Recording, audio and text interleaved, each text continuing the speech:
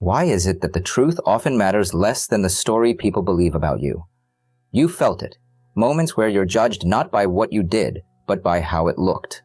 In relationships, at work, even in friendships, perception often outweighs reality. And no matter how honest your intentions are, if others see weakness, hesitation, or neediness, that becomes your truth in their eyes. Machiavelli warned us, power doesn't belong to those who hold the facts. It belongs to those who control the narrative. He understood it centuries ago, and we still haven't caught up. Niccolo Machiavelli sat in Florence, a city of shadows, whispers, masks. Princes rose, princes fell. Armies marched and then were bought. Oaths were spoken in public and broken in private before the ink dried. In such a world, the sword was dangerous, the gold was tempting, but neither lasted. What lasted, what ruled, was perception. Because perception is not truth. It is stronger.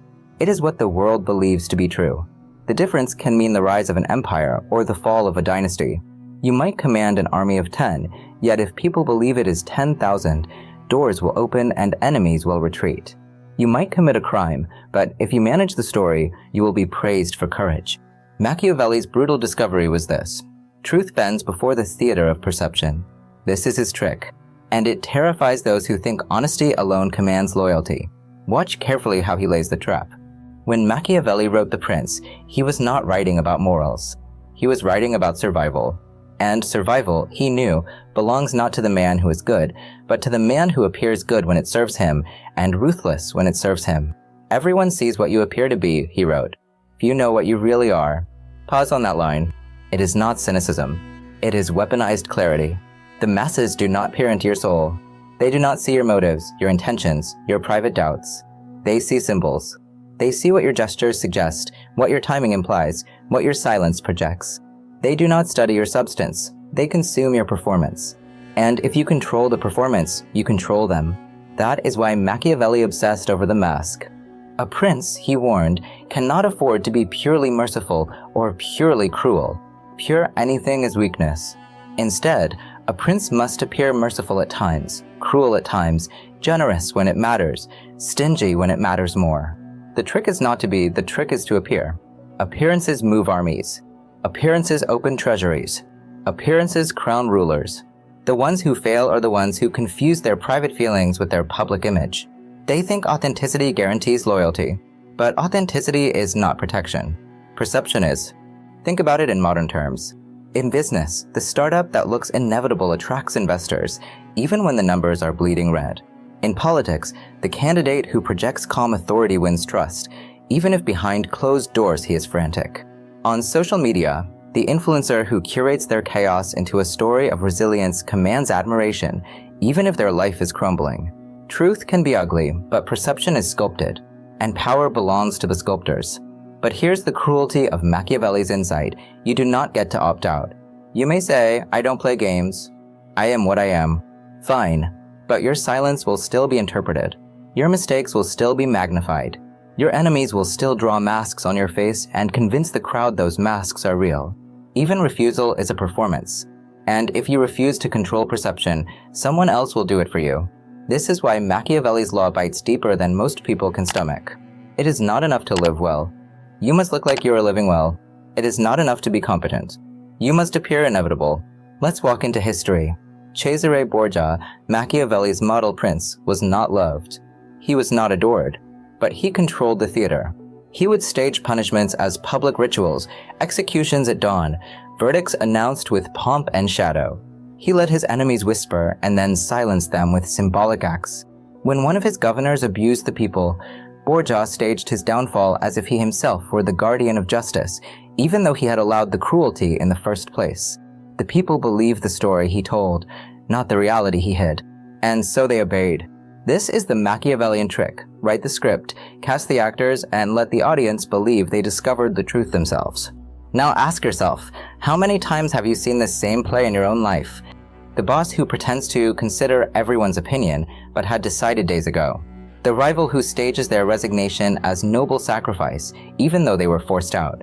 The colleague who lets you think you convinced them, when in fact they were steering you all along. None of it is raw truth. All of it is sculpted perception. Machiavelli whispers from Florence, control perception, control everything. But don't misunderstand him. He is not saying lie constantly. Lies rot fast. What he is saying is direct attention. Choose what to show, what to withhold, when to pause, when to strike. Silence can be louder than speech is if you hold it long enough. A gesture can be more terrifying than a threat if the timing is right. He knew power is not in the noise, it is in the frame around the noise. And this is where most people fail. They confuse activity with authority. They mistake volume for dominance. But Machiavelli knew better. Authority is not in the flood of words. Authority is in the silhouette you cast. Think of the chessboard. An amateur waves pieces wildly, moving pawns, knights, bishops, signaling aggression. The master sits still, lets the board breathe, waits for the opponent to overextend. The board belongs to the stillness, not the frenzy. Perception works the same. And here is the paradox Machiavelli drills into our skulls. To appear powerful, you do not need to act constantly. You need to act decisively and let perception do the rest. This is why he tells rulers to cultivate reputation like treasure. Reputation is the shadow of perception. Guard it, build it, shape it, because once the shadow is cast, it does half your work for you. Armies surrender before you arrive. Rivals doubt themselves before you speak. Allies align with you before you even negotiate. Reputation is free power, but only if you control it. We forget how fragile it is. One act of panic, one slip of uncontrolled emotion, one outburst, and years of cultivated perception crack. That is why Machiavelli tells us, be a fox and a lion. A fox to know the traps, a lion to terrify the wolves. But above all, be the mask that no one can fully read. Mystery is leverage. Predictability is death. Stop here. Feel the tension in your chest. Because this is not theory. You live this every day. In every negotiation, every job interview, every first impression, you are judged not by your truth, but by your theater. People do not see you. They see the shadow you throw. The only question is, are you throwing it deliberately, or are you letting the light expose you naked? This is Machiavelli's trick. And it is as relevant now as when Florence trembled under his pen. You can almost hear Machiavelli laughing across centuries when you look at today's world. Because nothing has changed. The names have changed, the costumes have changed, the technologies have changed, but the law remains. Perception controls, and those who sculpt it rule. Think about modern politics. Entire campaigns rise and fall not on truth, but on perception. A candidate may have deep flaws, even scandals, but if they frame their narrative as strength under attack, people rally to them. Another candidate may have competence and vision, but if they are framed as weak, untrustworthy, or out of touch, their career ends before it begins. The truth is irrelevant if no one believes it. Belief bends the truth into whatever story perception demands. Machiavelli would remind us, perception doesn't just amplify your strength, it hides your weakness. And sometimes, that is even more important. Consider Julius Caesar. He returned to Rome not as a conqueror who had risked civil war, but as a savior who brought order. He knew how to display mercy at just the right moments, cruelty at others, and wrap them both in the appearance of inevitability. The Senate feared him, the people adored him, because both groups saw what he made them see. Was it the truth? No. It was stronger. It was perception sculpted into myth. Or Napoleon. He mastered theater. His soldiers believed him invincible, not because he won every battle, but because he told the story of invincibility so well that even defeats became symbols of destiny. He turned retreats into tales of endurance, blunders into lessons, and victories into legends. The man controlled perception so tightly that history itself bent his narrative. This is not flattery of deception. This is the law of human psychology. People live not by facts alone, but by stories. And the one who controls the story controls the people. Pause here and test this in your own memory. Think of someone you admired once, only to later discover they were far weaker, crueler, or emptier than you believed. What held your loyalty was never their truth. It was the image they projected, the shadow they controlled. And once that shadow cracked, your admiration collapsed. This is Machiavelli's warning. Never let the mask slip unless you are ready for the fall. But let's bring this into sharper focus. How does this apply to you today in your life, your work, your struggles? It begins with this brutal admission. You are always performing. Whether you intend it or not, you are always being read. In the office, silence can be mistaken for strength or for incompetence. Anger can be seen as passion or as instability. Generosity can be framed as leadership or as weakness. The truth is irrelevant, the frame decides. And you're either painting the frame or letting others paint it for you. This is where Machiavelli becomes ruthless. He would tell you, do not leave your frame in the hands of others. Take control of it, curate it, sculpt it, because the world is not asking, what are you? The world is asking, what do you look like to me? Think about reputation. Once built, it works for you. Once destroyed, it works against you. That is why Machiavelli insists that rulers guard their reputation like gold. Lose an army, and you can raise another. Lose wealth, and you can rebuild. But lose reputation, and you are finished. Because reputation is perception made permanent. Notice how this plays out online today. A single viral moment can destroy years of work.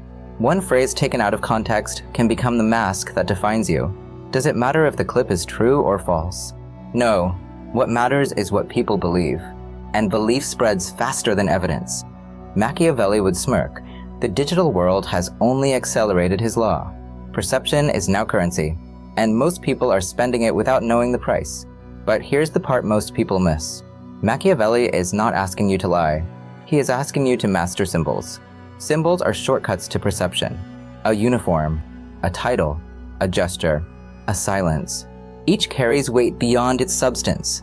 A police officer's badge is a small piece of metal, but it commands obedience. A doctor's white coat is a piece of cloth, but it carries trust. A ring on a finger signals loyalty or status. These are not truths, they are symbols. And symbols drive behavior more than truths ever could. Machiavelli's trick is to wield symbols deliberately. When a ruler pardons an enemy publicly, he may still plan to destroy him privately, but the act of mercy broadcasts power. When a leader sits silently in a meeting while others argue, the silence projects dominance, even if the leader is calculating furiously inside. When you withhold reaction, others fill the silence with their own fear, and fear works in your favor. So here is the modern strategy: control the stage. Not by noise, but by precision. Not by raw honesty, but by chosen symbols.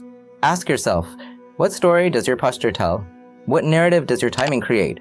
What mask are you wearing, and is it the one you chose or the one forced onto you?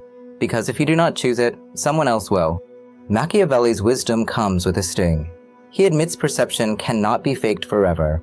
If you project total invincibility but crumble at the first storm, the mask will shatter, and the collapse will be worse than if you had admitted weakness strategically. That is why he teaches balance. Appear virtuous, but allow yourself the freedom to be ruthless when needed. Appear consistent, but retain the flexibility to adapt.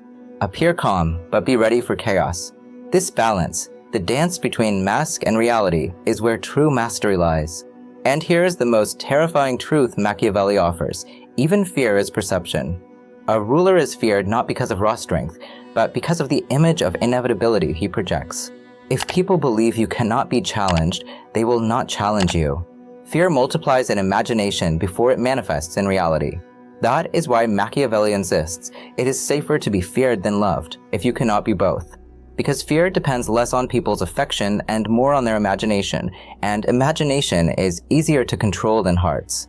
Now step back. See the architecture of power as Machiavelli saw it, not a fortress of stone, but a fortress of perception.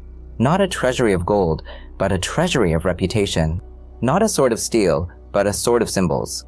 And realize this, you live inside that architecture every day. At work, at home, in politics, in relationships, you are not moving only through facts. You are moving through frames. The strongest argument is nothing if framed as weakness. The weakest argument can prevail if framed as destiny.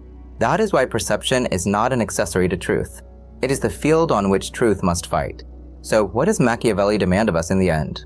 He demands that we stop pretending perception doesn't matter. He demands that we accept the theater and then take control of the script. Because the ones who dismiss perception as fake or shallow are the ones most easily controlled by it. You want power? Then learn to hold the mask without becoming the mask. Learn to sculpt perception without drowning in it. Learn to control the shadows so they do not control you. Because Machiavelli's trick is not a trick at all. It is the law of human nature, written in whispers and symbols, masks and reputations. And it is merciless. Control perception, and you may control everything. Fail to control it, and you control nothing. So the question, centuries later, is not whether Machiavelli was right. The question is whether you are willing to live in his theater with open eyes, or whether you will stumble blindly into someone else's stage play. The curtain is already rising. The audience is already watching. What will they see? And who decided it? Because in the end, power is not about the sword or the gold. It is about the frame. And he who controls the frame controls the world.